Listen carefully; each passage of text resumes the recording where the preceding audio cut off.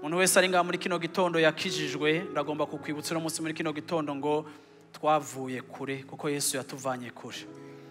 Kuko twari tumerewe nabi. Ku murongo wa 12 akabandanya ikiciyimviro akavuga muri ico gice nyine akavuga ngo kuko ico gihe mwari mutandukanye na Kristo, muri nitandukaniro gihanga rya Isirayeli, muri injabuka ku masezerano y'ivyasezeranywe, ataco mwizigiye ku bizoba, mwari mwisi mutagira Imana rurema. Yesu ashimwe cyane.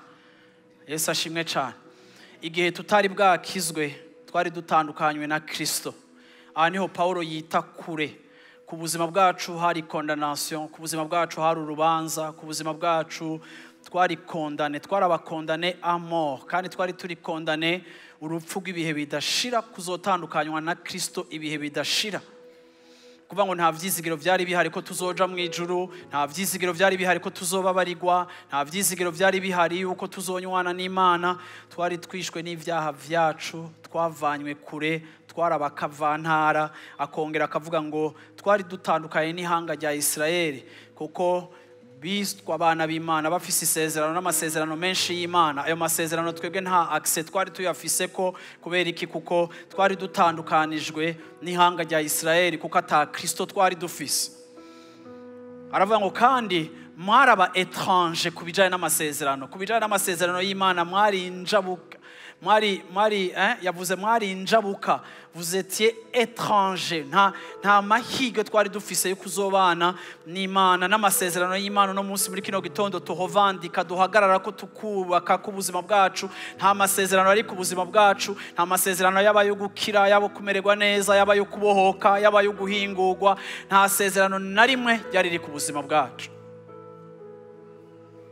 Nta nico twari twizigiye ku bintu bizoba, yaba vyiza bizoba muri ubu buzima, yaba vyiza bizoba mu bihe bidashira. Nta vyizigiro twari dufise kubigize gute kubizoba. Mwari mwisi mutagira Imana rurema, nta n'Imana twari dufise. Uyu munsi muri kino gitondo nitwakwa turiko turahimbaza kuko nta Mana twari kuba dufise. Twari kuba dufise abapfumu, twari kuba dufise ibindi bigirwa Mana ducapa mu isura yacu tukamanika mu mazu yacu, nizo zari kwitwa Imana yacu.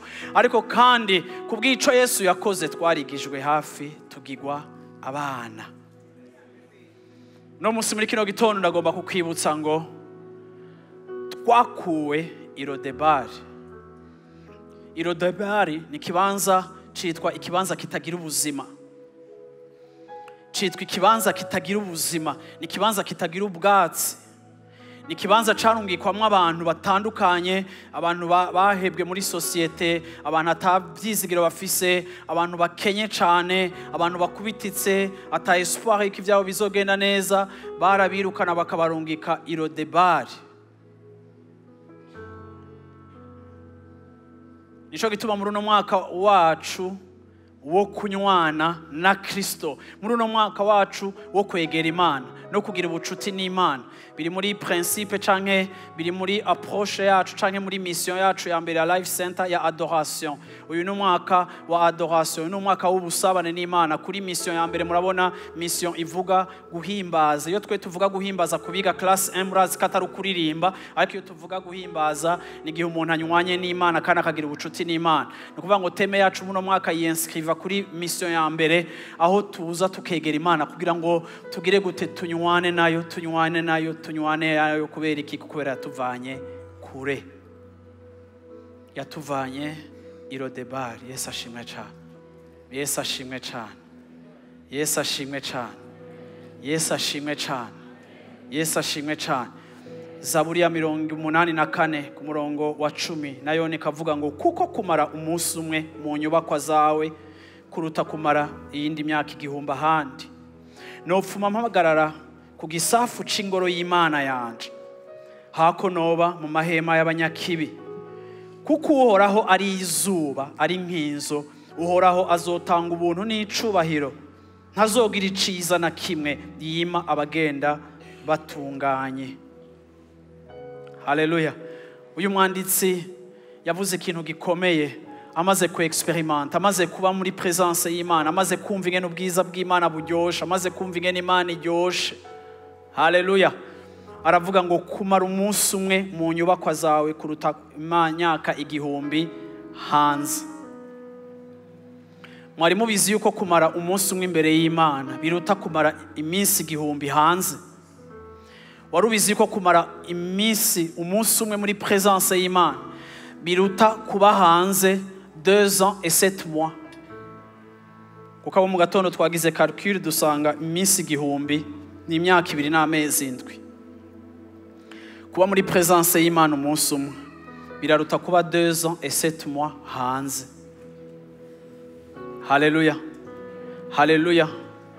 Mu yandi majambo, presence y'Imana yo guha gushika ku kintu utoshika ko mu myaka 2 n'amezi 7. Uyu muntu yari yaratahuye, uyu muntu ntiyari umunebwe, uyu muntu ntiyari umushomeri, uyu muntu ntiyari umuntu yicaye muhira. Ariko uyu yari umuntu ari muri vie active, ariko yamaze ku experiment, akaraba inspiration, akaraba ubushobozi, akaraba ubwenge, akaharaba grâce akuye muri presence y'Imana. Akaraba ibintu bitandukanye bigize ubuzima bwiwe, akavuga ati uyu mwanya gusa namaze imbere y'Imana numva ndutiye iminsi 1000, numva ndutiye hafi imyaka 3 nari maze nta benefice ya presence y'Imana. Mwibuke yuko aba bantu ba kera bataja muri presence iminsi yose, kuko Yesu ntiyari bwazuke mu bapfuye ngo bagire freedom yo kwinjira muri presence y'Imana. Byari ibintu biri occasionnel, ariko kandi akaryo yaronse ko kuba muri presence y'Imana. Aravuga ngo kuba mu bwiza bw'Imana umunsi umwe biruta kuba hanze imyaka 1000. Ndifuriza Life Center uno munsi muri kino gitondo no muri no mwaka wa 2025 Imana ibagereze ku rugezo wo kumenya kwa apprécier presence y'Imana, kurugeza aho muzosanga kuza muri presence y'Imana ari ikintu kibarutira ibindi bibanza byose mushobora kubamwo ngaho hanze. Haleluya, haleluya.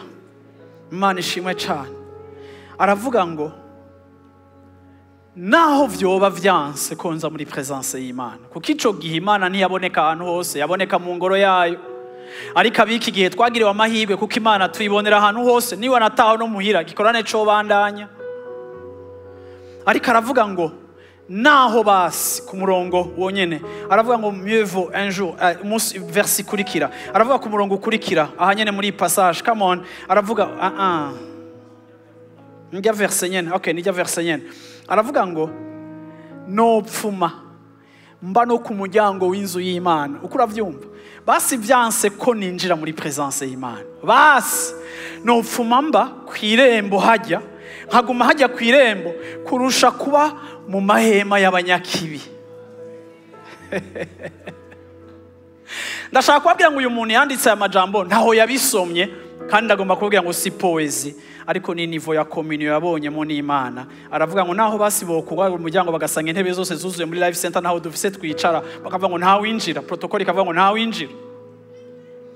Nofuma mfata rijya rembo nkagicarako, ariko nkumva ko naje gukotwaya ahantu hari presence y'Imana kurusha kugenda muri confort y'abanyakibi, mu mahema y'abanyakibi, aho atakintu na kimwe mu vyonza kuhakirira kiza kubaka ubuzima bwanje.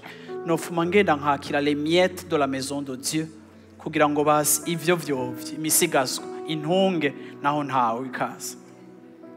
Ndakwipfurije burono mwaka wa 2025 uhoraho, haleluya, abigire birebire hamwe nawe wese ashimwe cyane, munywane cyane, haleluya, akujane ku rundi rugezo, gufata handi hantu gushikana handi hantu. Bwana asifiwe sana. Yesu ashimwe cyane. Yesaya 56 ku murongo w'indwi naho nakavuga ngo abo nzobashikana ku musozi wanje wera, banezereze mu ngoro yanje yo gusengeramo. Ibimazi vyabo byo koswa n'ibyo gukeregwa bizokwemegwa ku gicaniro canje, kuko ingoro yanje izokwitwa inzu yo gusengerwamo n'amahanga yose. Kini icifuzo c'Imana no kubashikana ku musozi wiwe wera, no kubashikana ahantu mu enjoyinga presence y'Imana.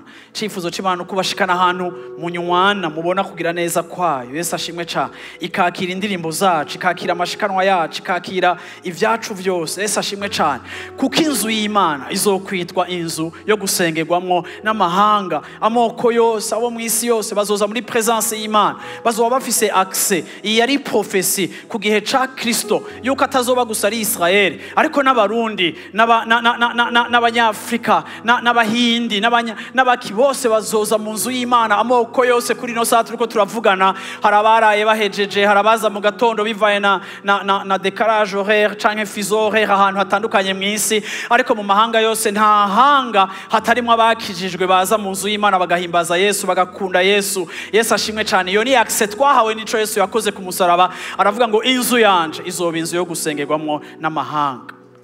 Ndashaka kubabwiraga abantu b'Imana, Dieu a déployé toute la force nécessaire. Imana yarakoze igishoboka cyose, n'umwana wayo yarakoze ibigoye bidashoboka, arambara ishusho y'umwana w'umuntu, araza mu isi kugira ngo bikunde Imana izane abahungu n'abakobwa, abari kure n'abari hafi, ituzane mu gakiza biciye muco Yesu yakoze. Ibi nuko Imana yari izi yuko umuntu ntashobora kuba hatamfise. Ndagomba kwibutsa uno munsi muri kino gitondo ngo urakeneye ukubaho kw'Imana kurusha uko ukeneye akazi. Ndaje kubwira muri kino gitondo urakeneye kubaho kw'Imana kurusha uko ukeneye mariage. Ndaje kubwira muri kino gitondo urakeneye kubaho kw'Imana kurusha uko ukeneye promotion mu kazi kawe. Urakeneye kubaho kw'Imana kurusha uko ukeneye amafaranga. Ndavuze ngo urakeneye kubaho kw'Imana mu buzima bwawe. Nico kintu ca mbere, niwo mugisha wa mbere Imana yaduhaye wo mu gakiza. Kuri liste y'amabenefice y'umusaraba n'ukuzuka kwa Yesu Kristo, muri liste y'ibintu Imana yadukoreye, ikintu ca mbere Imana yadukoreye, yaduhaye uburenganzira bwo kubana nayo. Barizo mishana ti warubizi. Sinshaka ko wibagira ico wahawe kiruta ibindi, ukirutishije ico utararonka. Kubera ico utararonka ni gitoya kurusha kuco wahawe. Yesu ashimwe cyane. Yesu ashimwe cyane. Ntigihagwa, ntigisaza, ntikirambirana, ariko kandi igihe cyose iyo tuba muri presence yiwe ntimushobora kwibaza, twakira ibintu byinshi kurusha uko mushobora kuvyibaza. Yesu ashimwe cyane. Yesu ashimwe cyane. Yesu ashimwe cyane. Yesu ashimwe cyane. Ni bande banyumva muri kino gitondo? Yesu ashimwe cyane. Bwana asifiwe sana. Amina. Ndagusomera uwundi murongo. Zaburi ya 63 haravuga ngo, uko niko nagutumbereye urahera hawe, kugira ngo ndabe ubushobozi bwawe n'ubwiza bwawe. Kuko imbabazi zawe zindutira ubugingo, iminwa yanje izogushima. Uko niko nzoguhimbaza nkiriho, nzotarika amaboko mu izina ryawe. Uko nagutumbereye, ndasubiye kuri verset 2, uko nagutumbereye urahera kwawe kugira ngo ndabe ubushobozi bwawe n'ubwiza bwawe. Iyo negera Imana ndashobora kubona nkasongongera nkahonja ku bushobozi bwawe. Ndaje kubabwira umunsi muri kino gitondo ngo Imana twegera ni Imana ishoboye. Haleluya. Ibi bintu bibiri yashatse kuraba igihe yaza mu nzu y'Imana, yashatse kubona ibintu bibiri. Yashatse kubona ubushobozi bw'Imana. Hari disponibilité y'ubushobozi utazopfa umenye kiretse umunsi uzokwinjira muri presence y'Imana. Igihe cyose dutumbereye Imana hari ikintu twakira. Hari ubushobozi buza bwadushoboza, hari ukunesha biza mu buzima bwacu, hari ugushobozwa mu masituation yacu. Yesu ashimwe cyane. Ariko hari ikindi kigira kabiri yaje kuraba, yavuze ngo nzokwegera nihweza ubushobozi bwawe. Ikigira kabiri ngo nzokwihweza ubwiza bwawe. Iyo nje nkabona ubwiza bw'Imana biha amahirwe y'ubuzima bwanje gusa n'ico ndaba. Ico wihweza kirempakta ingenusa. Ico wiyumvira ko kirafise ingaruka ku kungene uzomera. Ego turaza muri presence y'Imana tukakira ubushobozi, ariko iyo tuje tukabona ubwiza bw'Imana dutangura gusa nayo. Hari ibintu byinshi nokunda mu buzima ariko bidashobora kumpindura, ariko ikizompindura nkaba mwiza, nkaba umugabo mwiza, nkaba umugore mwiza, nkaba umuvyeyi mwiza, nkaba umurongozi mwiza, nkaba umuntu mwiza, umuntu azongira mwiza. Sinari isanzwe ndi mwiza, ariko umuntu azongira mwiza uko nzokwegera Imana. Haleluya. Nzokwakira mu bushobozi bwayo guhingurwa, kandi ninabona ubwiza bwayo bizompa reference y'ingene nkwiye gusa. Sinzokwigana abantu kandi sinzoshaka gusa nawe, ariko nzoshaka gusa n'uwo mbona, kandi kuko ari we nshira kwa amaso, uko ndushiriza gusa nawe niko ndababera umuntu mwiza. Sinshobora kuba produit iri consommable, sinshobora kuba umuntu atarura, kiretse gusa Imana iri kiranyandukiza ku bwiza bwayo, kugira ngo igihe ni present imbere yanyu mbe nsa nayo kurusha uko nsa naho nava canke n'ivyambayeko. Haleluya, haleluya. Imana ishimwe cyane, Imana ishimwe cyane. Haleluya. John umunsi ndashaka kubabwira muri kino gitondo yuko vema twebwe ntituri beza, na Yesu yaravuze ngo nta mwiza ariho. Burya ntituri beza kuko turafise ivyatuzingamitse, turafise ivyatwononye, turafise ivyatubayeko, turafise ivyadukomerekeje, turafise ivyo tutaronse, ntitwaronse ibikwiye, ntitwaronse vyose. Nayo wararonse ibikwiye, ariko kandi hariho ivyakononye mu nzira. Turi resultat y'ibintu twabayeko expose, uyu munsi dusa n'ivyadushikiye. Nico gituma rero bikenerwa yuko twegera Imana kugira ngo nayone ironka akaryo ko kutugira ko impact. Yesu ashimwe cyane. Ijya verse twasomye ngo kuba mu nzu yawe umunsi umwe biruta kuba hanze imyaka 1000, yabandanije avuga ngo Mana uri izuba ryanje, uri nk'inzo yanje. Jewe ndi umuntu akunda izuba, niyo ngiye mu mahanga ikintu ca mbere nkumbura n'izuba. Niyo turi ahantu hashushe ndakunda kuja kwicara mu izuba. Madame akambwira ngo uri kuriturira, iri zuba si nk'iryo mu Burundi. Ako ndicara hanze ku izuba rikaza. Hama rero ko mba nambaye ikabutura, iyo ndavye ku maguru yanje parti yo hepfo itari couvert n'ikabutura, cansanga nirabuye. Nkaca mbona yuko vy'ukuri ni bronjeje. Yesu ashimwe cyane. Nkaca mbona yuko rya zuba ryanyirabuje kuko ryangize ko impact. Uyu mwanditsi wa Zaburi yavuga ngo kuba mu nzu yawe umunsi umwe biruta imyaka 1000, yevori wavuga ngo uri izuba rirasira ubuzima bwanje. Nimba izuba rishobora guhindura couleur ya peau yanje, mwege twahuye narirabuye, kera nari inzobe nyinshi cyane, ariko nimba izuba ryarangize gutyo, a plus forte raison présence y'Imana izobagira beza, izobahindura, kuko izuba ntirifise impact iruta impact ya présence y'Imana.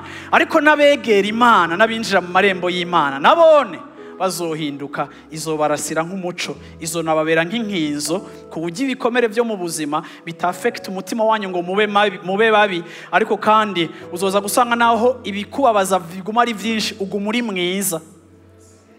Narabonye abantu bafata decision yo guhagarika kurihira minervare, abantu bahora barihira minervare ngo kubera ngo uwo mwana ngo hari ibintu atakoze neza. Nanje nkaca ndamubaza uwo muntu nti none wowe ivyo wahora ukora umurihira minervare, wahora umurihira minervare kugira wewe wabe mwiza? Ntimukabe babi mubitewe n'ububi bw'abandi, ariko kandi naho noba narakomeretse mu buzima abantu baraguhemukiye, sinzokwiga ingeso yo kubigihemu, kuko sinsa n'abankomerekeje, ariko nsa niyo nihweza. Ndanse yuko ibibi mpura navyo mu buzima binyempacta nkasa navyo kurusha uko ndi impacte n'Imana. Ariko none Imana izonyempacta hehe nta benefice ya presence yayo, ntari umuntu aba mu ijambo ryayo, ntari umuntu afise ibihe byo gusenga no kubana nayo. Bizogenda gute ngo Imana ingire ku ruhara kandi atariho ndi? Nininjira mu nzu y'Uhoraho nzokwihweza ubushobozi bwiwe, kandi nzokwiheza n'ubwiza bwiwe. Yesu ashimwe cyane. Yesu ashimwe cyane. Yesu ashimwe cyane. Haleluya. Proverbe 28 verset 26. Imigani 28 ku murongo wa 26 haravuga ngo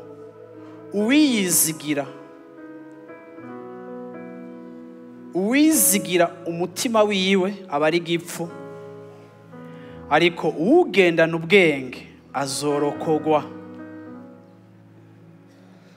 Iyo umuntu yifitiye icizere, iyo umuntu yifitiye confiance, iyo umuntu aplasa confiance yiwe mu mutima wiwe, ukavuga uti ndashoboye ukumva umenga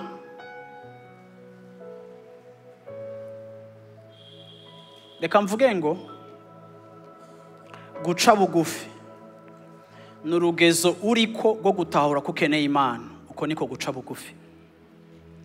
Guca bugufi ntibihagaze mu kungene mvuga canke ngene nifata, ariko guca bugufi buhagaze mu kungene ntahura yuko ubuzima bwanje burakeneye Imana. Sinikwije, sinihagije, naho maze imyaka 30 n'umwe mvuga ubutumwa, naho maze imyaka 20 ndi umupasteur, naho maze imyaka ingahe nkorera Imana, ndacakeneye Imana kugira ngo imfashe gukora ivyo ndiko ndakora.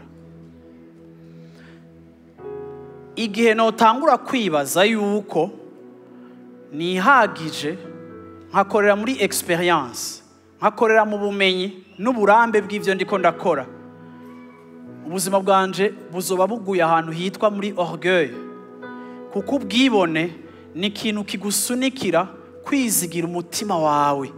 Bibiri ivuga ngo umuntu yizigira umutima wiwe. Umuntu afise ya self confidence batwigisha ku mashuri canke mu buzi canke mu vyigwa bitandukanye.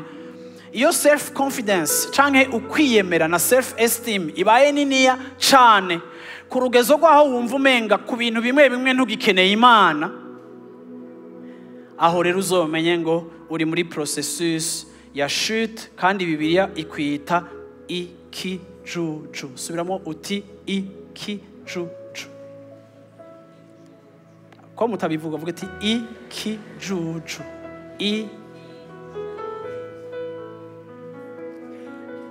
Kuko Bibiliya ivuga yuko umuntu yiraba kumva ari yikwije. Umuntu yiraba kumva yotwara ubuzima bwiwe uko abwumva uko abushaka, ariko akumva umenga ntakeneye gukonsulta Imana mu vyo ariko arajamwo. Bibiliya imwita umu-insensé, Bibiliya imwita umusazi, Bibiliya imwita ikijuju.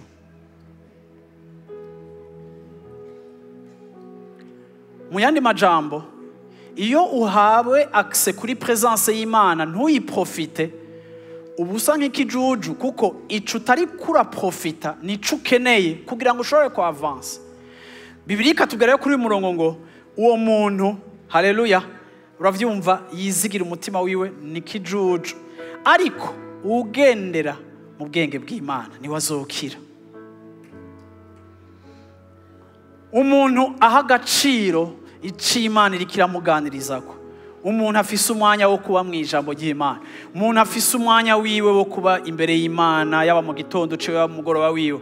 Umuntu afise umwanya wo kumedita ku Mana, umuntu afata igitabo agasoma akavuga ati ngira nigi iki kintu ku Mana. Umuntu mu mutima wiwe afise reflex, afise conscience ko atari wenyene, ndafise Imana.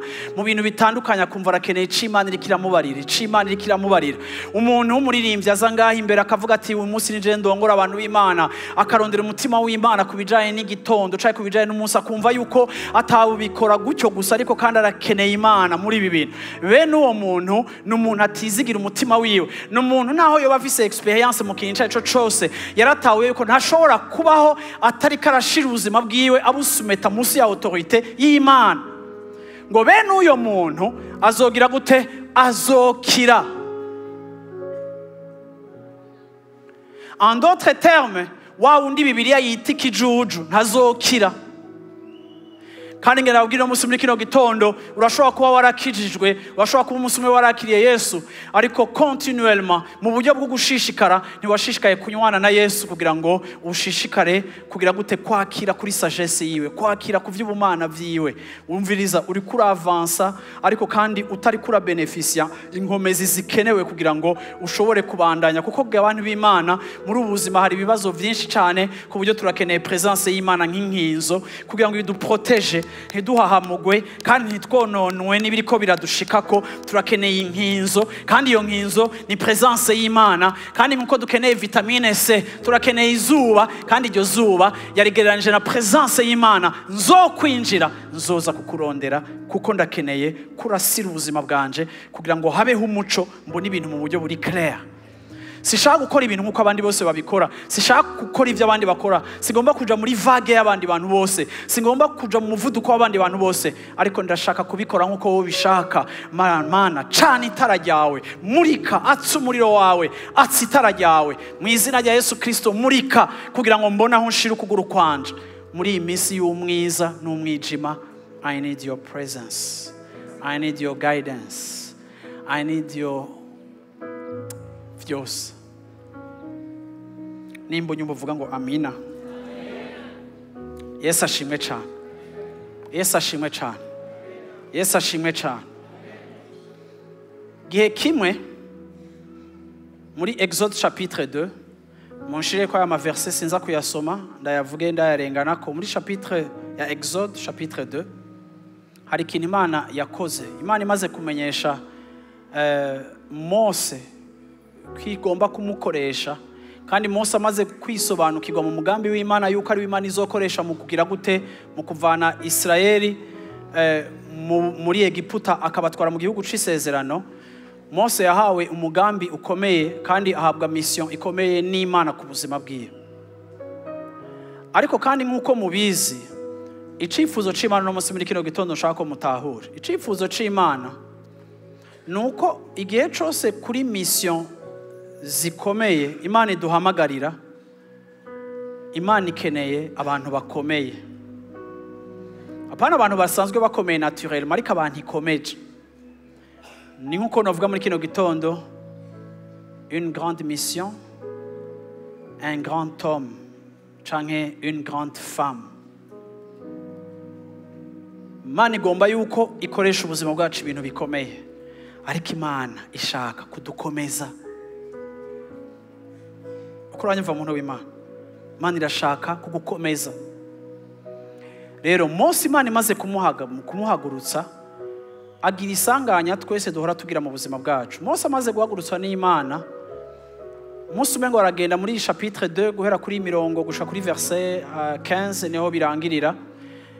Araza abona umunyegiputa ariko ararenganya ab'Israeli. Bibiri ivuga ngo Mose aramufata, aramuminya. Vuga utaramuminya. Muravyumva yari byo. Yaramuminya, amushira muri mutate, araniga. Araminya ab'Israeli baraba, araminya. Ab'Israeli bavuga ati sha umuntu ni wagira dutabare kwera, umuntu wo kwa Farao ariko agira ibi bintu kwera, araminya. Vuga utaraminya. Warubizi ko hari ikintu ushobora gukora kikaba approuvé n'abantu ariko Imana yonyene ikumikwa.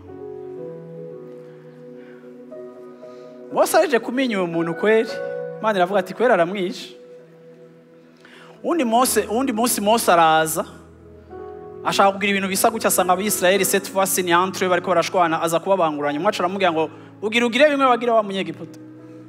Mose acayumva ko info yamaze kugenda.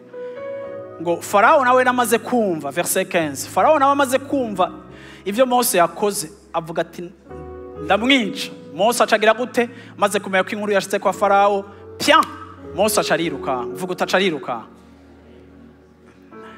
Mose naguhamagaye ndi Imana yawe, ariko kandi methodology nshaka kukoreramo ntiri naturel. Sindaguhamagaye kuko nkonta ku ma muscle yawe, ariko ndaguhamagaye kuko ngomba yuko ukonta kuri grâce yanje. Si wewe uzokwishoboza, ni jewe nzogushoboza. Ariko kuko twese tuba dufise ingene twibaza ko bikwiye kugenda, nico gituma Imana idutwara ahantu hagoye ho kuduhingura, kuko non seulement ishaka ko dushika i Kanani ariko ishaka ko tuhashika dusa nayo.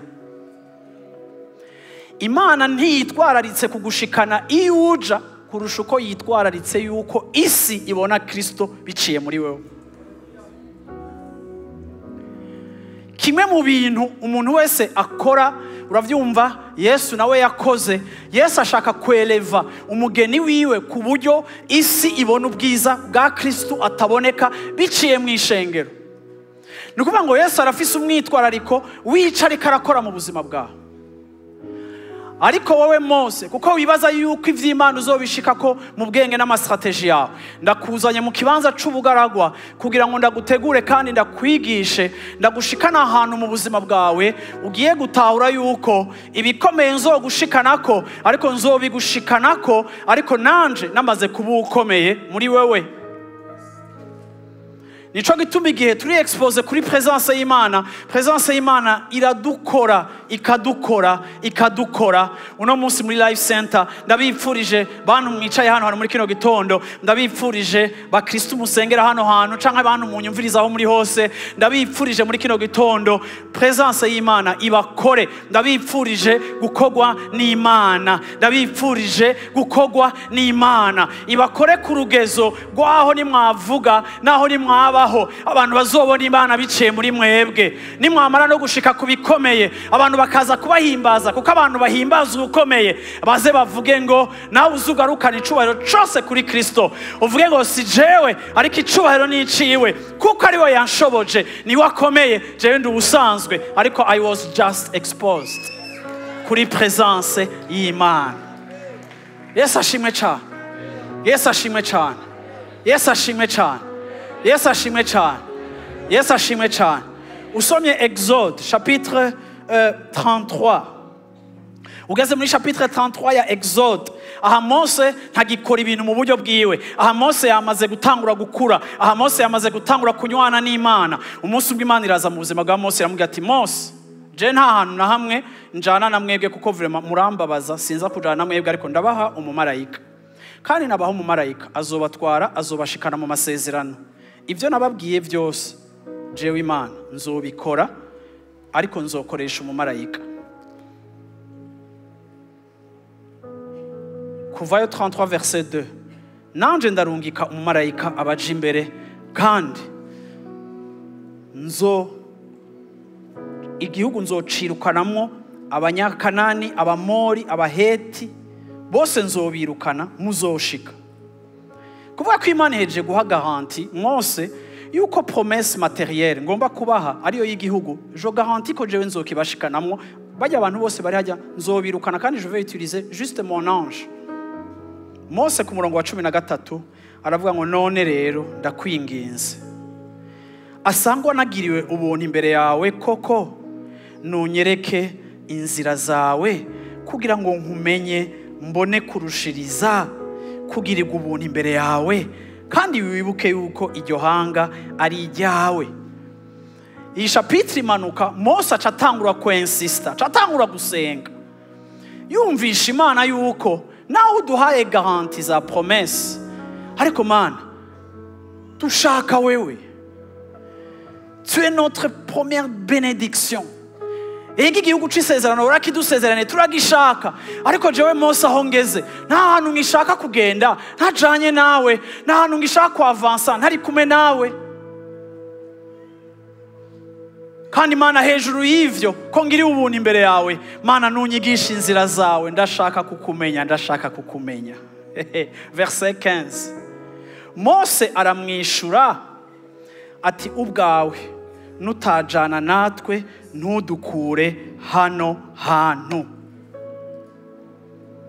Nutajana natwe ntutuvane hano hantu.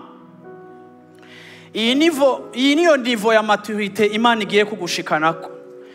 ugiye kuzoshika ahantu wumva yuko ntushobora kwavansa udafise opinion y'Imana, ntushobora kwavansa udasanta ko Imana mwajanye, ntushobora kwavansa udasanta ko Imana yavuze ngo amen, ntushobora kwavansa. Uzoshika ahantu na Imana kubwira ngo ndaguhaye Kanani, uzova ngo mbega Kanani ni iki ntagufise, ndashaka wewe. Imana izokubwira ngo nzonesha abansi bawe bose, mbega Mana abansi banje bose naho bose boherengetera bagahera, mbega bimaziki wewe ntagufise, nshaka wewe, shaka wewe Mana. Acararangiza abwira Imana ikintu gikomeye ku murongo wa 16 aravuga ngo mbega Mana ni iki comenyekanisha yuko nagiriwe ubuntu imbere yawe, ni ikihe kintu kizotuma abantu bamenya yuko jewe Mose nagiriwe ubuntu imbere yawe, twebwe n'ihanga ryawe, mbega suko wojana natwe bigatuma twebwe n'ihanga ryawe dutandukanywa n'amahanga yose ashagaje ku isi. Sinzi ko mwumva ikintu Mose avuze.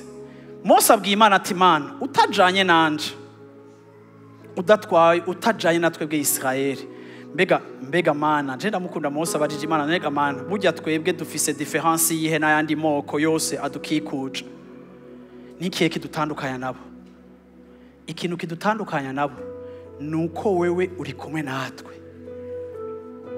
Presence yawe niyo itudistinga n'ayandi mapeuple. Bagwara nk'uko tugwara, barategwa n'inzara nk'uko idutera, barategwa n'ibiza nk'uko bidutera, baragira izindi ngorane natwe turagira izindi ngorane nk'izabo. Ariko la seule différence entre nous et les autres peuples, nuko twege nous sommes les bénéficiaires de ta présence. Arahari, ari kumwe natwe. Mu gitondo ndamuvugisha, ndi mu nzira ndamuvugisha, ahari hose ndashobora kumuganiriza, arashobora kumbarira. Ikidutandukana n'abandi bantu bose saho dukora, singene dusa, singene twambaye, simiduga tugenderamo, n'abandi bose ibyo bintu barabifise. Kandi ntidukwiye no kurondera difference ya twebwe n'abandi muri ivyo bintu byo hanze, kuko muzosanga hari n'ababibarusha. Ariko kandi ikidutandukanya nabo nuko twebwe dufise access kuri presence y'Imana. Arahari. Haleluya, haleluya. Mose wa wundi yikorera ibintu uko ashaka yari yarageze ku rugezo atahura yuko je ne peux plus avancer sans la présence de Dieu. Ni igiki cari carabaye caractère, umutima wiwe wari warageze ahantu uba humble, agatahura yuko sagesse y'Imana nihakura gukira kwiwe. Ndakeneye Imana muri kino gikorwa, ndakeneye Imana muri ubu burongozi, ndakeneye Imana mu kurongora famille yanje, ndakeneye Imana mu kurongora umuryango wanje. Yesu ashimwe cyane. No musi nabwiye abantu mu gatondo ikintu je gihora kintangaza, gihora kimbabaza iyo ndiko ndumviriza abakristo canke ko ndumva ibibazo bitandukanye biba mu bakristo. Birabintangaza iyo numvise amagafe ari mu bantu bakijijwe. Yesu ashimwe cyane. Iyo numvise mu ngo zanyu amagafa hari, iyo numvise mu bikorwa vyanyu canke mu bikorwa murongoye, nimba murongoye ama departement canke murongoye ibisata, nkumva amagafa hari, nkumva ingene mushobora kuvuga, nkumva ibintu mushobora gukora, nkumva ibintu abantu bahora bakora. Iyo muhuye n'umukozi wawe akora muri biri wawe, nkumva ingene umutreta. Je nkaca mbona ujya uyu muntu ariko arambarira je ndamuzi.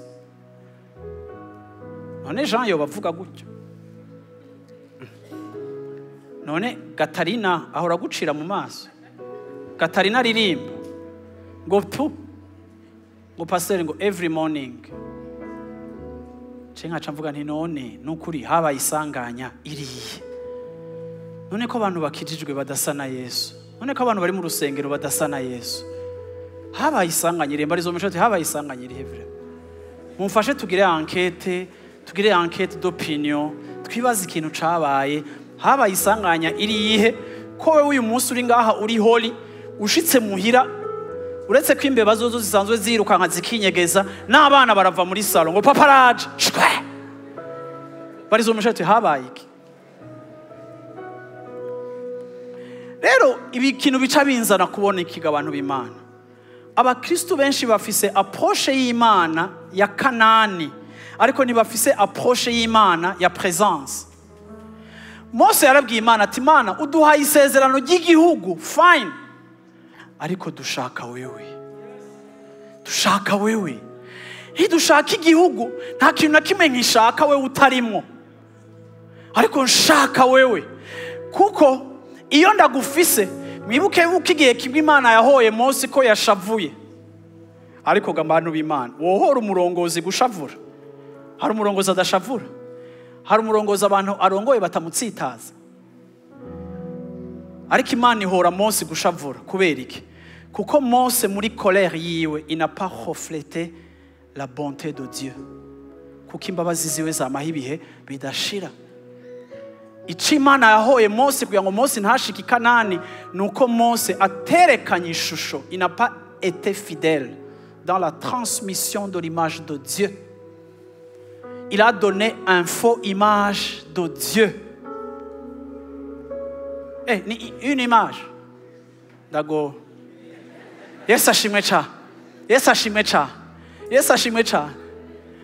Imana iri kirankora bipermete ubuzima bwanje gutanga ishusho y'Imana, naho muwa mwansitaje, ariko nkatanga ishusho y'Imana. Kuko abantu bakeneye kubona Imana, ntibakeneye kubona pasteur. Rero birashoboka ko Imana ishobora kuntevya mu bintu bimwe bimwe, kuko Imana iri conscient yuko Kanani nzoyishikamwo, ariko igomba yuko nshika muri Kanani fise caractère ya Kristo. Ikintu ushobora kuba warahishijwe mu butumwa bwiza bakwigishije, waranyegejwe ubutumwa bwiza bugutahuza yuko dukeneye gupfa kuri kamere kacu kugira ngo ubuzima bwacu buhoflete caractère y'Imana. Ntihagira abantu baza gutsitarira mu rushengero kuko bahuye nawe, ahubwo abantu baharonkere amabekiye y'ubuzima, baharonkere support y'ubuzima kuko bahuye na wewe. Kuko naho batarabona Yesu, ariko babonye usa na Yesu. Kubera iki? Kuko Yesu yaragushitse, yaravunaguye vyinshi muri wewe. Maintenant tu reflètes le caractère de Christ. Birashoboka yuko ivyawe bizokira bikaba vyiza en fonction ya niveau ya caractère ya Kristo iri kiraboneka mu buzima bwawe. Igihe kimwe Dawidi aravuga ngo, mbega hoba hariho umuntu wo mu muryango wa Yonatani yoba kiriho, yoba asigaye. Hoba hariho umuntu wo mu muryango wa Yonatani. Dawidi yari umugenzi wa Yonatani. Yonatani bari bamwiciye hamwe na se Sauli. Dawidi aravuga ngo hoba hariho umuntu wo muri aba bantu yoba kiriho. Haleluya. Yesu ashimwe cyane. Yesu ashimwe cyane. 2 Samuel chapitre 9 verset 6. Dawidi bamaze kumubaza imbere ko musoma aho hantu, Dawidi aravuga ngo hoba hari umuntu w'amasigarira. Avuga uti amasigarira. Umukozi yahora ari umukozi wa grand-père canke wa Sauli yitwa Ziba. Ziba arabwira Dawidi ati hariho umukozi, hariho umwana wa Yonatani asigaye yitwa Mefibosheti, ariko nakamuga. Dawidi acarabaza ikibazo ati none Mefibosheti ari hehe? Dawidi umukozi wa Sauli ari we Ziba yakoreye, no kuvuga yakoreye grand-père wa Mefibosheti. Umukozi aramubwira ati ari Lo-Debari. Vuga uti Lo-Debari. Iyi ni titre ya message. Vuga uti Lo-Debari. Lo-Debari. Ari Lo-Debari. Dawidi aravuga ati genda mumunzanire, kuko iki kibanza nakibabariye. Lo-Debari ni kibanza cagendamo abantu bakubititse, abantu atavyizigiro by'ubuzima bafise. Nukuvuga ngo yabari classe ya nyuma y'umuntu, nibo barungika hajya ahantu.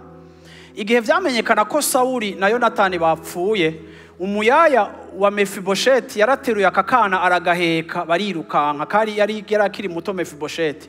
Bariko barirukanka, Mefibosheti aragwa hasi aravunika, ariko umuyaya arabandanya, bagenda bahungiye muri ca gisagara, baca baherayo. Uro Dawidi yaje n'umwami, aramaze igihe ariko aripoza question ku bagenzi yagize. Kandi iyi ni type ya Kristo itwereka ingene Imana ishobora kutugirira ubuntu ikatuzana mu kibanza tutamerita. Mefibosheti baca bamuvana i Lo-Debari. Vuga uti Lo-Debari. No musi muri kino gitondo navuze ngo ni kibanza kitagira ubuzima, ni kibanza kitagira ubwatsi, ni kibanza gipfuye. Imana imvana Mefibosheti mu kibanza gipfuye, iramuzana muri pale. Iyi nkuru ngenda gusomere gatoya muri chapitre 9 ya Samuel wa kabiri ku murongo wa 6 haravuga ngo nuko Mefibosheti mwenye Yonatani umuzukuru wa Sauli arenguka imbere ya Dawidi akubita inkoro hasi aramwunamira. Maze Dawidi aravuga ati Mefibosheti, aritaba atisabwe. Dawidi aramubarira ati mpore ntaco utinya, kuko ntazobura kukugirira neza ku bwa so Yonatani, kandi nzogusubiza amatongo yose ya sogokuru Sauli, kandi uzohora urira ku meza yanje na ntaryo. Arasubira aramwunamira ati mbega jewe umusavyi wawe ninda ndindesho nariki kundonkesha kundabisha ijisho, kandi ndimbwa ipfuye. Vuga uti ndimbwa ipfuye. Wabivuze n'akazi kiwe. Yesu ashimwe. Yesu ashimwe cyane. Ku murongo w'9 umwami araheza ahamagaza Ziba, yari uwo mu muryango wa Sauli, ati ivya Sauli vyose n'ivyari ivy'abo mu nzu yiwe bose mbigabiye mwene sobuja. Vuga uti amen. Mike ngo umbere Ziba. Yesu ashimwe cyane. Dawidi arabwira Ziba, Yesu ashimwe cyane, ati Ziba ngo hano turabona uyu mwana wazanye Mefibosheti. Ibintu byose byahora ari vya sogokuru, ibintu byose byahora ari vya papa. Vuga uti restauration.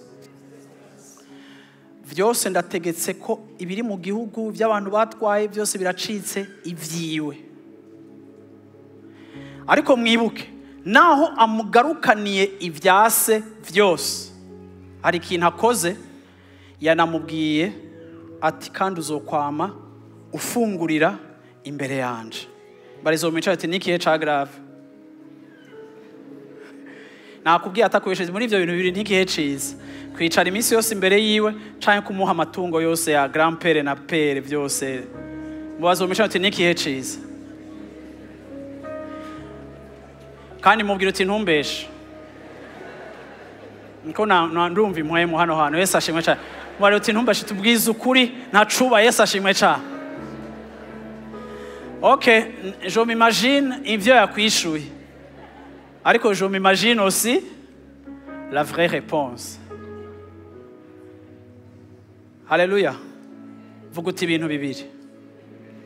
Rero suite ya histoire, Dawidi abanye n'uyu muntu, ariko kuko ari muri presence y'Imana. Mwumva umuntu vuga utavuye Lo-Debari, vuga uti ni kavakure. Bwira umwicanyi turi kavakure nawe.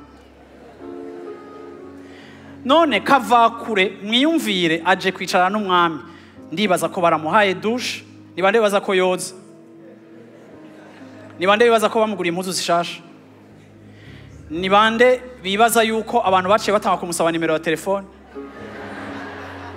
Zamuramfasha mumfashe guya Twavuye. Muribaza nibande bibaza ko bari batanguye kuba bagenzi biwe, nibande bibaza yuko umugenzi wiwe yaca agenda akavuga ngo ngo hajya Mefibosheti n'umugenzi wanje. Hama nibande bibaza yuko abantu bibagiye ko arakamuga. Kubera iki? Kuko iyo umuntu ari muri presence y'umwami, hari inyungu zitagira uko zovugwa ku rugezo rwaho statut yawe initial ivuga ngo ava i Lo-Debari irahinduka bakavuga ngo n'uwi Yerusalemu muri palais royal ahora aganira n'umwami, nta rendez-vous asawa, baganira iminsi yose, amubona iminsi yose, kandi atanguye kuvuga nkawe, atanguye kwambara nkawe, afata ifurusheti nkawe, aganira nkawe, asa n'ico yihweza. iyo tubaye abakunzi ba Kristo, iki nico kizokwidevelopa.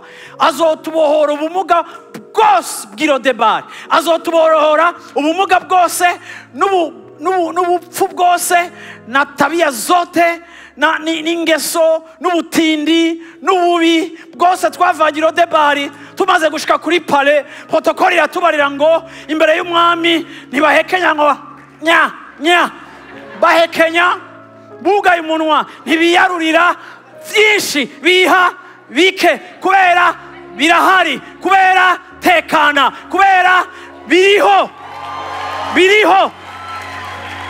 imbere y'umwami. Turaba délivré imbere y'umwami, harabaho délivrance, kuko narahahamuwe no kudahaga, ariko uyu munsi ndahaga. Ngomba kugira attitude na comportement y'umuntu ahaga, kubera sinkiri Lo-Debari ariko ni muri presence y'umwami. Haleluya, haleluya, haleluya. Igihe ziba yaza kuntora Lo-Debari, numva umenga n'umuntu wahatari, kuko yamota parfum y'ibwami, ariko inyuma y'umwaka mbi imbere y'umwami ndamurusha kumota neza. Kubera iki? Kubera ubuzima bwanje buhumeka parfum y'uwo nk'uko mota nkawe.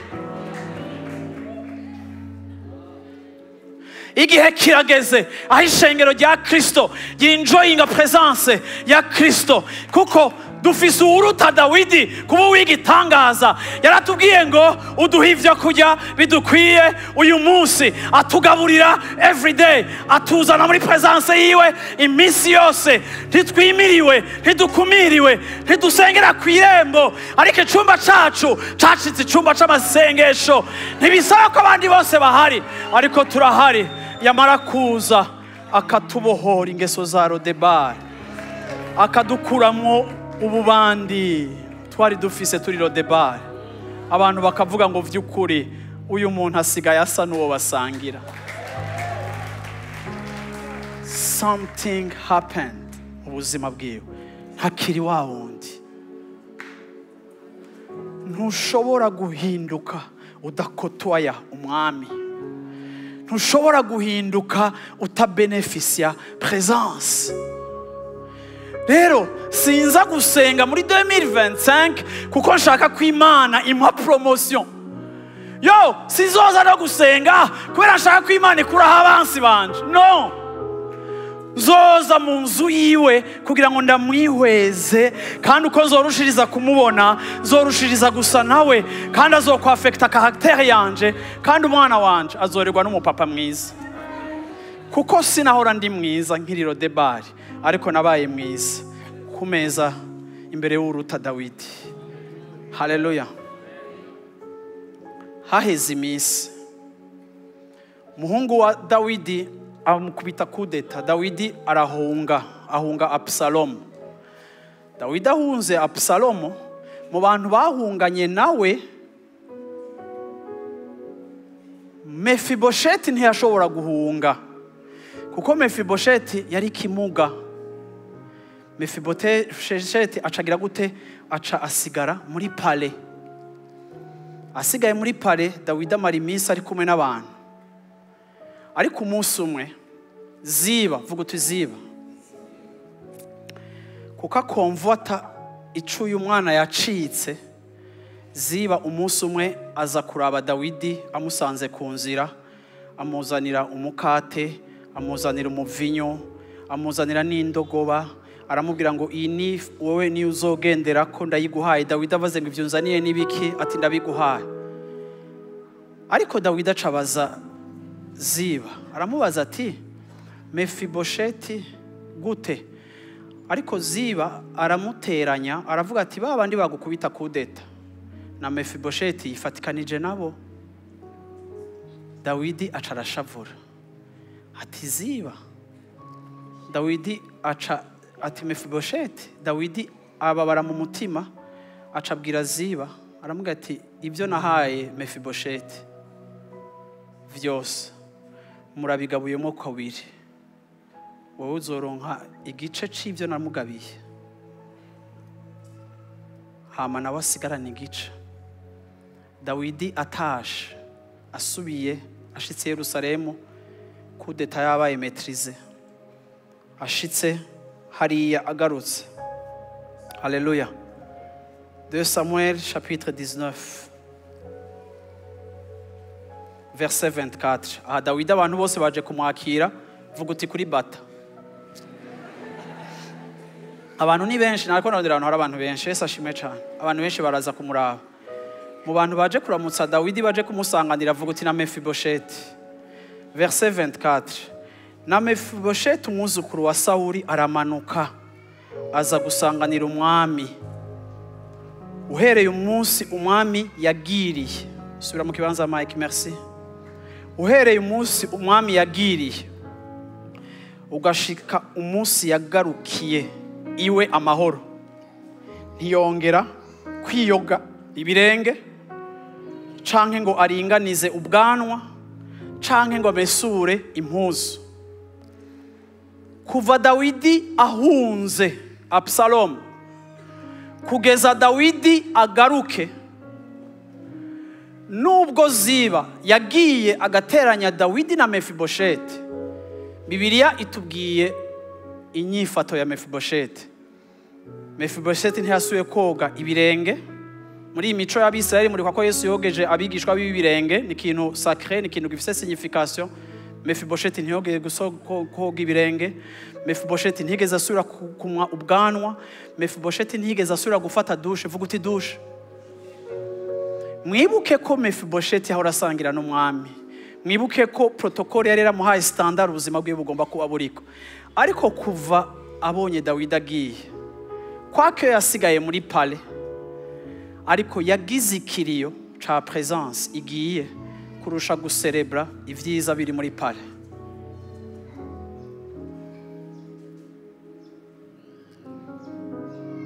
Baramuraba ati Mefibosheti kutamubwanwa, mwami wanje sihwari.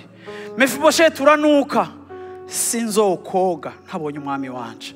Mefibosheti uturenge twawe dusa nabi uracafuza amashuka baguma bayamesa, sinzokoga ibirenge vyanje umwami wanje ataca. Mefibosheti hari isabuni yabuze, ntihari amajele, ntihari ibiki, ntihafise ibintu byose nibiki kuko urakemesha rabi ngene usa nabi.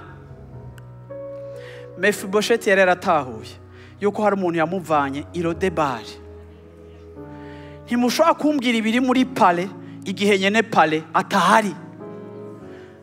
Ntimushobora kumbwira imigisha Yesu yompa ngo imvane muri presence, imvane mu rusengero. Ntimushobora kumbwira ibintu Yesu yompa kugira ngo ndamurekure, uravyumva canke ndamwibagire kuko yampaye ibintu. Kuko jewe sindikava kure yibagira uwanshikanya aha hantu, kandi pale ntiryoshe sans la présence ya nyeneyo. Nacitse uwo kuryohererwa ico presence y'uyu muntu yari, ku buryo ndayibuze ndafashe greve ndisonzesheje. Urambwira ngo niho kwisonzesha uri muri Canada, urambwira ngo niho kwisonzesha uri muri Europe, urambwira ngo niho kwisonzesha uri hafi y'ijuru muri Canada. Ngana kubikira ukimengo warahushije, kuko pale ntishobora kuhamplasa ico nyene pale ashobora kuguha. Ubwiza bw'umwami muruta umugisha w'umwami. Ego ufise umugisha w'ivy'umwami, ariko hari absence y'umwami. Ntitwisonzesha kubera turiko turondera ivyaduha, ariko twisonzesha kuko dukeneye presence yiwe. Turatereka ubwanwa, turaguma uko turi, turagumana ubucafu kuko turakeneye nyene pale kurusha uko dukeneye ibi muri etagere za pale. Nanje nzoba mu nzu y'Uhoraho imyaka yanje yose yo kubaho kwanje. Nta munsi umutima wanje uzombesha ngo ndikwije ngo nashitse. Naho muzonyita ngo mutama, iyo abantu batembera abantu bayita mutama. Reka nakubwire mutama, ntuworegwe naho bakwita mutama. Wibuke yuko haleluya amatongo ya Sawuli na Yonatani wayakuye muri pale, kandi wayaguhaye si Israeli yose, ariko ni nyene pale. Haleluya, nico gituma umukeneye. Vuga uti hanyuma Dawidi ashitse ku murongo wa 28.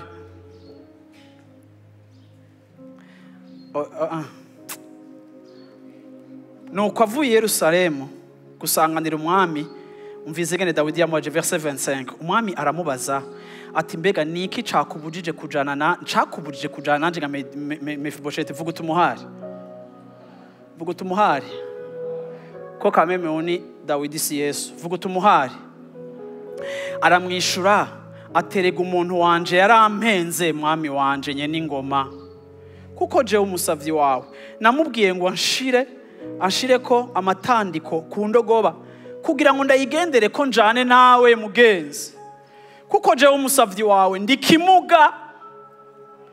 Hanyuma aza kumbeshera ko umwami wanje nye n'ingoma.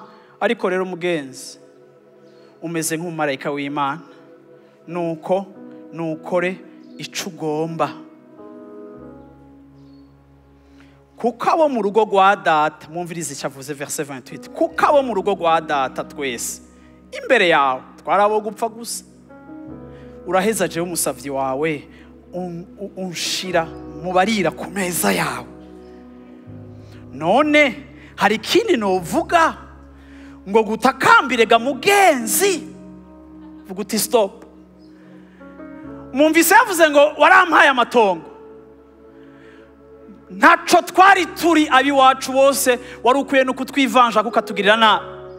Ariko jewe warantoranije, jewe imbwa, niko yise hejuru. Warantoye jewe imbwa, umvana Lo-Debari, ungira umuntu, unyicarika ku meza yawe, turasangira. Rero mwami, kuri jewe umeze nk'umumarayika, gira ico ushaka, gira ico ushaka, fata decision iyo ariyo yose kubingerekeye, gira ico ushaka. Umwami aramwishura ati niki gituma ushishikara kuzana amajambo y'ivyawe? Namaze kubiheza, mwe naziba, nimugende mugabure iryo tongo. Verset 30. Mefibosheti yishura umwami ati niyagomba natware byose, kizimugarutse amahoro mu rugo rwawe mwami wanje nye n'ingoma. Haleluya. Ndahevye itongo nirigende, ntidupfana ivyo wampaye, ariko dupfana kukubona. Karibu kandi mwami wanje, karibu mu ngoro yawe, sikazibura amahoro, sikazimangiye kandi gusubira kukubona, ibintu nibishake bigende. Ariko kuva aho wamvanira Lo-Debari, sinigeze ndakubonera mu vyo wampaye, ariko nakuboneye muri benefice mfise yo kuba muri presence yawe. Ico ndyohererwa, ico nirata ni presence yawe. Naziba beba yote, ariko ntuntwara umwami wanje, yagarutse ndamuryoherewe. Iri ni ryo shengero Yesu ariko arahagurutsa, aho icari kiruta icaduha, aho inyota tumufitiye irengeye cyane ivyo azoduha, ku buryo naho azokugira igitangaza bakakwita mutama, azoguma uri mutama. Avuga ngo kuba mu nzu yiwe umunsi umwe biruta kuba mu mahanga no mu banyamahanga myaka 1000.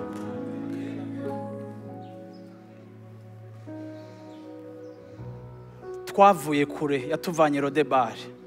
Sinshobora kumushira au même pied d'égalité n'ikintu na kimwe gifatika. Je refuse.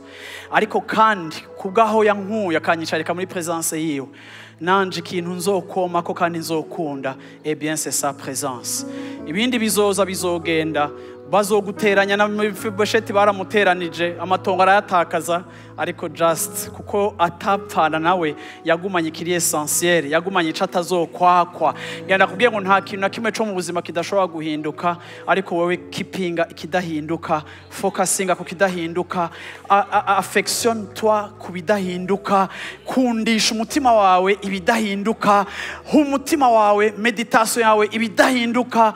Ibindi bije fine, bitaje fine, bije bigiye, ariko wewe umugumane. Haleluya. Haguruka dusenga Imana muri kino gitondo ciza. Abavuye Lo-Debari Yesu ashimwe cyane. Abavuye Lo-Debari Yesu ashimwe cyane. Abari bishwe n'ivyaha vyabo, abatari bafise Imana, abatari bafise Kristo, abatari bafise ivyizigiro vy'ibizoza, masezerano bari bafise, mugabane bari bafitaniye hamwe na Isirayeli, abatari bafise ivyizigiro vyo kuzoba muri wa muji, abo yavanye Lo-Debari bakava kure. Uno munsi turi hano hantu dukunda Yesu cane, dushaka Yesu cane, no muri kino gitondo ushaka kumugereranya n'ikintu natakaje, ariko kandi naho ziba yotwara vyose ndafise Yesu. Uyu mwaka muri Life Center Imana izoduhindurira ikirere mu rugezo rudasanzwe. Imana irikiraho kwita abakunzi hano hantu. Yesu ashimwe cyane. Irikiraho kwita abakunzi, navuze Yesu ashimwe cyane. Yesu ashimwe cyane. Ndashaka kubasaba ikintu kimwe gusa. Ndashaka kubasaba iminota 20. Iminota 20 ndashaka dusenge. Ingene tugiye gusenga, naho buja guca ku mazi, naho buja kuganduka, wumvire vraiment. Dufate iminota 20. Iminota 20. Jewe uno munsi numva shaka gusenga kweli. Numva shaka gusenga kandi isengesho riravuga ngo Mana. Haleluya. Haleluya. Haleluya. Muri iki gicapo nyene ciyi message Imana yashize ku mutima wanje, numvise hari abantu vy'ukuri umenga Imana ishaka kuvana kure. Numvise hari abantu bari mu kibanza uno munsi muri kino gitondo, mu kibanza umenga nta buzima gifise. Numvise hari abantu bari ahantu hatamaza hari hatagira pâturage. Numvise hari abantu bari Lo-Debari. Ukaba uno munsi wumva uri mu rugezo rwo kuremerwa kanaka, uvuga uti Mana jewe ndi kure. Haleluya. Ndashaka ugire geste juste uve mu ntebe yawe uze ngaho imbere dusengere hamwe. Yesu ashimwe cyane. Shaka gusengera abantu bashaka kuvanwa kure bakazanwa ku meza y'Imana. Hari ivyo Imana igomba kurestaurer, hari ivyo Imana igomba gukora. Ndi mu mutima nyene w'ingene gikorane cevuriwe. Haleluya. Nta nama twagize, ariko ndumva ko Imana irahari, hari iciri kirakora nk'uko umurongozi w'igikorane yatubariye. Haleluya. Ariko kandi Imana ivana abantu Lo-Debari ikabazana Yerusalemu ikabicarika imbere y'intebe. Niyo Mana ishaka kwahasha mu vyara vy'ubuzima bwawe, vyara vy'urugo rwawe, ivyara vy'abana bawe, ivyara vyagombye kuhotena, ivyara vyagombye kumira ikintu cyaco cyose cawe. Ndashaka mudasamaje umuntu wese ari mu kibanza tangure gusenga Imana, tangure kuvuga ngo Mana mpa kwiyatasha kuri presence yawe. Ibimeze nka ziba vyarantwaye ibintu kanaka ndasamara, ariko I want just to focus on you. I just want to focus on you. I just want to focus on you. Kuraba wewe, kuraba wewe, kuraba wewe. Ubwanwa bwomera, noreka gufata dushe, nohagarika ibintu byose, ariko Mana ndakuronke, ndakubone. Shaka wewe uyu mwaka. Hari umuntu afise desire yo guhura n'Imana. Hari umuntu afise inyota idasanzwe yo gukora ku Mana muri uno mwaka. Kavuga ngo muri mwaka ndagomba kukogwa ko nawe no guhura nawe. Ndagomba gusubira kubona. Haleluya, ndagomba gusubira kubona. Igihe Mefibosheti yabona Dawidi, yaravuze ngo ndaryohewe gusubira kukubona. Mutima wanje wuzuye amahoro, mwami wanje. Garuka mu ngoro yawe. Ndasubiye kandi kukubona. Hari abantu Imana igiye ku restaurer vie yabo ya prière. Hari abantu muri deception baronse mu buzima. Imana igiye kandi gusubira kuba rencontre no kubiyereka nkuko yiyeretse Mefibosheti uyu mugabo akaryoherwa kumubona. Hari abantu bagiye kandi gusubira kuryohererwa Imana muri uno mwaka. Oh bantu b'Imana muri kino kibanza, hari abantu Imana igiye ku restaurer communion yanyu n'Imana. Hariho n'abandi muhemu yera yambariye muri kino gitondo. Hari abantu bagiye gutangura guhingurwa bagafata ishusho ya Kristo. Wabaye imyaka mu gakiza utari focalize kuri transformation, ariko Imana ntigiri gutransformer gusa, ariko hariho metaphore, hariho transformation radicale igiribe ku buzima bwawe. Hari ivyamwa bigiye gufata place mu buzima bwawe kubera ugiye kuba expose ku Imana igiye gukora. Mumfashe ndiko ndavuga mwe mwisengere gusa, muduza amajwi yanyu mutangure kubarira Imana icaco cose wowe wumva uri kurayibarira. Ariko no munsi muri kino gitondo birakoreka, no munsi muri kino gitondo birakoreka. Arahari, ari ngaha hantu, arahari, arashoboye, arashoboye, arashoboye, arashoboye, arashoboye, arashoboye, arashoboye, arashoboye. Zo kwisonzesha, apana kugira ngo ndonke inzu, apana kugira ngo ndonke imiduga, apana kugira ngo ndonke kontakte. Ukwisonzesha kwanje kurahinduye impamvu, ariko nzokwishonzesha kubera ngomba kubona umwami, kubera ngomba kubona umwami. Abakera bambara amagunira kugira ngo basabe Imana gutabagwa, ariko Mefibosheti yambaye amagunira asa nabi kubera ashaka presence y'Imana, presence y'Imana, presence y'Imana. La bla shakatala la kashiketelebo likesheketeleblo shakata. Ndashaka ikibanza mucatse n'amasengesho, ndashaka akanwa kose kuguruke, naho wowe usigaye hari inyuma, shana naho wowe uri muri tekinike, ndashaka ulimblo sheketeleko lava sheketelebo lemblo shekete.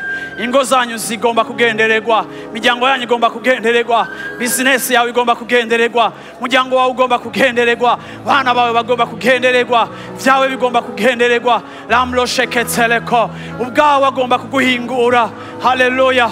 Anzo kwiheza ubushobozi bwiwe, nongere niheza ubwiza bwiwe. Nzokwiheza ubushobozi bwawe, nongere niheza ubwiza bwawe. Nzokwiheza ubushobozi bwawe, nongere niheza ubwiza bwawe. Oh, haleluya, haleluya. Oh, hamagara Yesu muri kino gitondo, hamagara Yesu muri kino gitondo, hamagara Yesu kuri kino gitondo.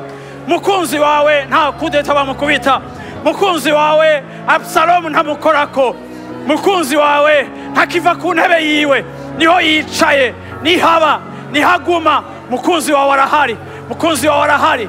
Muhamagare nk'uri hafi, muhamagare nk'uri hafi, muhamagare nk'uri hafi. Oh yes, yes. Leketele bo sheketele kondele blo, leke sheketele blo shikete. Oh, enlève, enlève Seigneur. Nyambura ibitari vyawe ma, nyambura ibitari vyawe ma, nyambura ibitari vyawe ma. Mu ngeso nyambura ibitari vyawe, mu mvugo nyambura ibitari vyawe, mu vyiyumviro nyambura ibitari vyawe, mu rugendo nyambura ibitari vyawe. Nyambura ibitari vyawe ma, nyambura ibitari vyawe ma. Ndanse gusa na Lo-Debari, ndanse gusa na Lo-Debari, ndanse gusa niyo navuye, ariko nagomba gusa niyo naroye.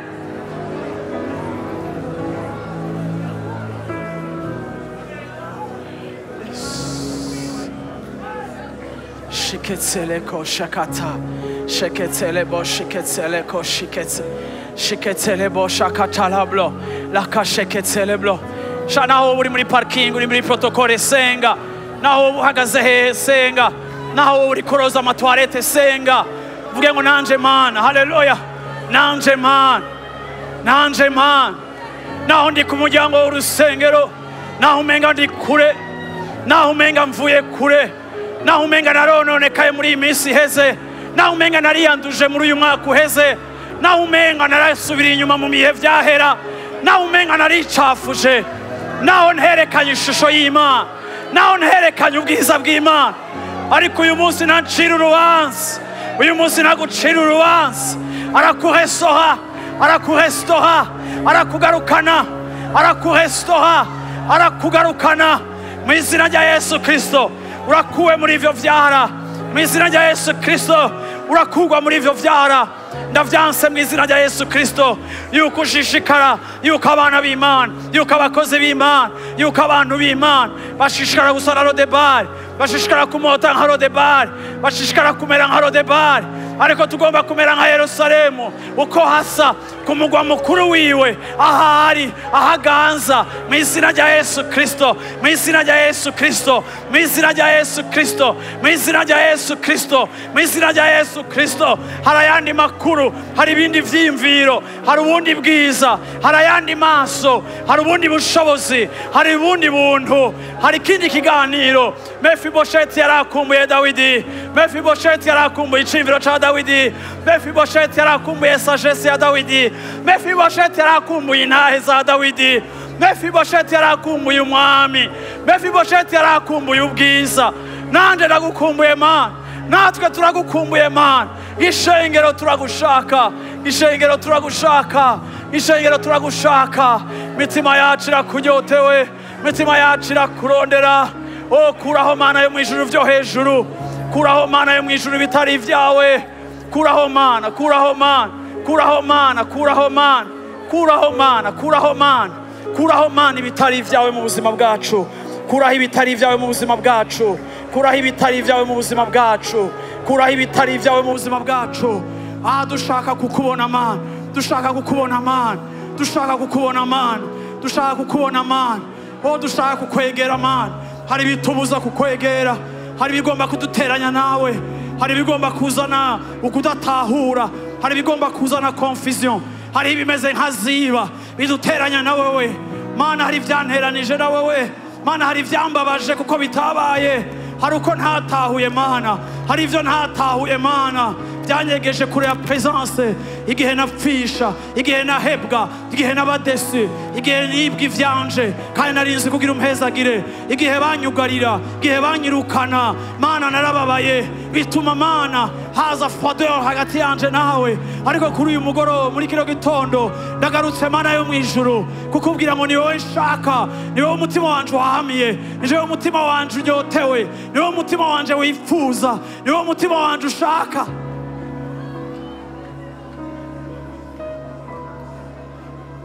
Singishaka kukugereranya n'ico ntafise, singishaka kugendera kuri temperature y'ivyanje vyo hanze, nibishaka vyose bigende, ariko wowe ndagufise, wowe ndagufise. Sinirukanye mu nyonga hawe, ariko narakiriwe mu nyonga hawe Mana. Ndavuze ngo sohora aba bantu, ndavuze ngo sohora aba bantu muri iyi crise bariko baracamo, muri iyi crise bariko baracamo, muri iyi confusion bariko baracamo. Sohora aba bantu muri uku kudatahura, sohora aba bantu muri ibi bariko baracamo bitandukanye. Yesu bakubone, Yesu bakubone, Yesu bakubone, Yesu bakubone. Barenge imiryango yo kwinjiriramo, ariko binjiye muri presence yawe. Bagukoreko presence yawe Mana. Mbega ukubaho gutangaje, mbega Imana nziza, mbega Imana y'icubahiro, mbega Imana yuzuye ubwiza, mbega Imana igororotse, mbega Imana yisakaye ubwiza n'icubahiro, mbega Imana isayangana, mbega Imana ica ibibatsi. Mu nyonga hayo hararasa n'umuco mwinshi, mu nyonga hayo amaso yiwe ameze nk'imishwarara y'izuba, ararasa amaso yiwe yuzuye igitinyiro. Ijwi ryiwe iyo rivuze imisozi irahungabana, inzuzi zirasurirana, imiyaga irasuriranya. Au son de ta voix papa, au son de ta voix papa, au son de ta voix papa, au son de ta voix papa, au son de ta voix papa. Ariko umaze kutuvana aho watuvanye, wadushize muri Kristo Yesu, tunyegejwe muri Kristo Yesu, mu byo ducamo byose tunyegeje muri Kristo Yesu. Sikazima intebe yawe atakurwaho, sikazima intebe yawe Absalomu atashobora kuyisambura, sikazima intebe yawe ari ibihe bidashira, sikazima intebe yawe ari inganji, sikazima intebe yawe ihari.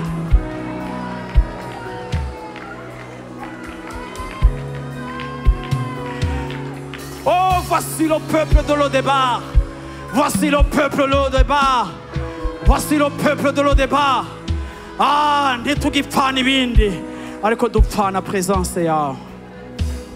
Vugana n'abantu bawe Yesu, vugana n'abantu bawe Yesu, vugana n'abantu bawe Yesu. Kiza abantu bawe kuri uyu munsi bari hano hantu bababaye. Ndavuze ngo Imana ikuderivre ishavu, Imana ikuderivre agahinda, Imana ikuderivre désespoir, Imana ikuderivre désespoir, Imana ikuderivre désespoir. Haleluya. Uhoraho yoza ibirenge vyawe biruhishijwe n'urugendo, uhoraho ahanagura ibirenge vyawe, uhoraho akura ubwanwa bwawe bwateretse, uhoraho akoza gusukure, asubire kugutuma umota neza. Yarabikoze ubwa mbere akuvana Lo-Debari, nuba arashobora kubikora akuvana aho hantu uri. Ntarambirwa kutugirira neza, ntarambirwa kuturestora, ntarambirwa kuduhingura, ntarambirwa.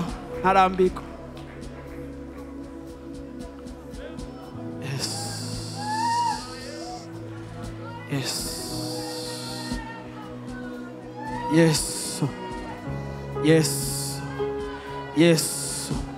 Vuga uti Yesu, vuga Yesu gusa akore operation.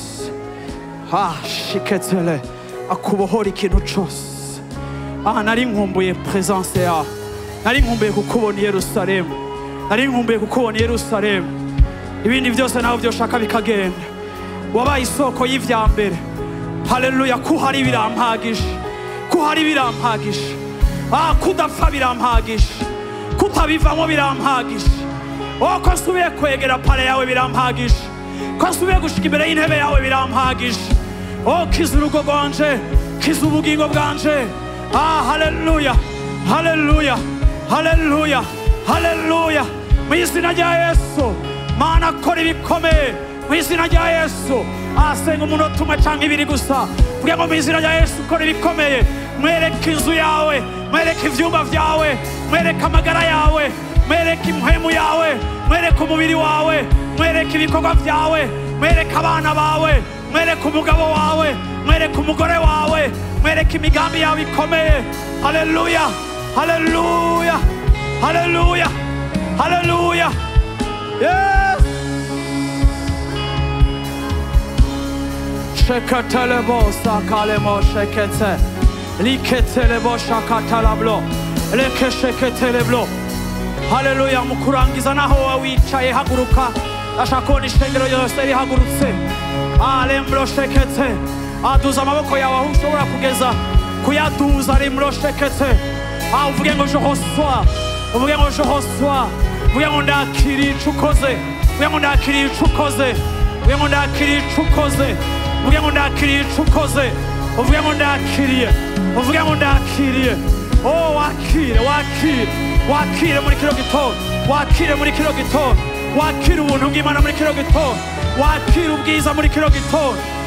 Wakire ubwiza muri kino gitondo, wakire ubwiza muri kino gitondo, wakire ubwiza muri kino gitondo.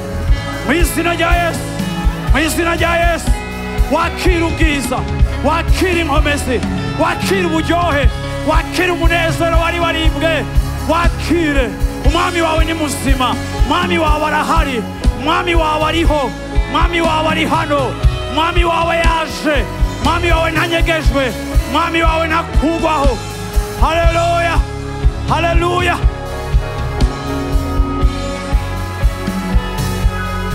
Haleluya.